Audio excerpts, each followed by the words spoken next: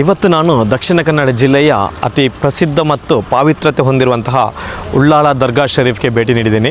ಇಲ್ಲಿಗೆ ಬರುವುದಕ್ಕೂ ಒಂದು ಕಾರಣ ಇತ್ತು. ನನ್ನ ಮನಸ್ಸಿನಲ್ಲಿ ಒಂದಷ್ಟು ನೋವುಗಳಿದ್ದವು, ಒಂದಷ್ಟು ದುಃಖಗಳಿದ್ದವು, ಹೇಳಿಕೊಳ್ಳಲಾಗದಂತಹ ಕೆಲವು ಮಾತುಗಳಿದ್ದವು.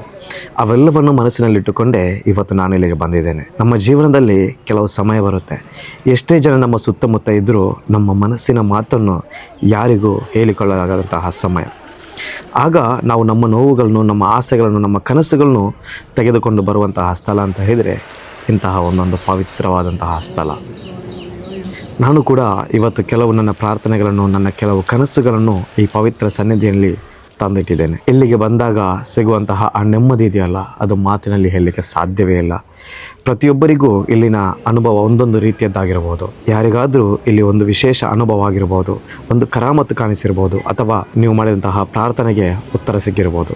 ಅಂತಹ ನಿಮ್ಮ ಅನುಭವಗಳೇನಾದರೂ ಇದ್ದರೆ ನನ್ನ ಕಮೆಂಟ್ ಬಾಕ್ಸನ್ನು ತಿಳಿಸಿ. ಯಾಕಂದರೆ ನಿಮ್ಮ ಒಂದು ಅನುಭವ ಇನ್ನೊಬ್ಬರಿಗೆ ಒಂದು ಭರವಸೆ ಆಗ್ಬೋದು, ಒಬ್ಬರ ಮನಸ್ಸಿಗೆ ಒಂದು ಧೈರ್ಯವಾಗ್ಬೋದು. ದಕ್ಷಿಣ ಕನ್ನಡ ಜಿಲ್ಲೆಯ ಮಿನಿ ಅಜ್ಮೀರ್ ಎಂದೇ ಕರೆಯಲ್ಪಡುವಂತಹ ಈ ಉಳ್ಳಾಳ ದರ್ಗಾಕ್ಕೆ ಬಹಳಷ್ಟು ವರ್ಷಗಳ ಇತಿಹಾಸವಿದೆ, ಬಹಳಷ್ಟು ಪುರಾಣ ಕಥೆಗಳಿವೆ, ಬಹಳಷ್ಟು ಕರಾಮತುಗಳು ನಡೆದಂತಹ ಸ್ಥಳವಾಗಿದೆ, ಒಂದಷ್ಟು ಭರವಸೆಗಳು ಈಡೇರಿದಂತಹ ಸ್ಥಳವಾಗಿದೆ.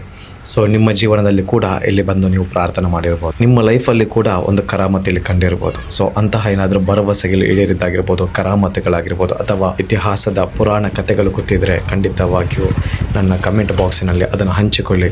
ಯಾಕಂತ ಹೇಳಿದರೆ ನಿಮ್ಮ ಒಂದು ಕಮೆಂಟ್ ಒಂದು ಜೀವಕ್ಕೆ ಒಂದು ಬದುಕಾಗ್ಬೋದು ಅಥವಾ ಒಂದು ಬೆಳಕಾಗ್ಬೋದು ಅಂತ ಹೇಳುತ್ತಾ ಎಲ್ರಿಗೂ ಒಳ್ಳೆಯದಾಗಲಿ. ಅಸ್ಸಲಾಮು ಅಲೈಕುಮ್ ವರಹಮತುಲ್ಲಾಹ್.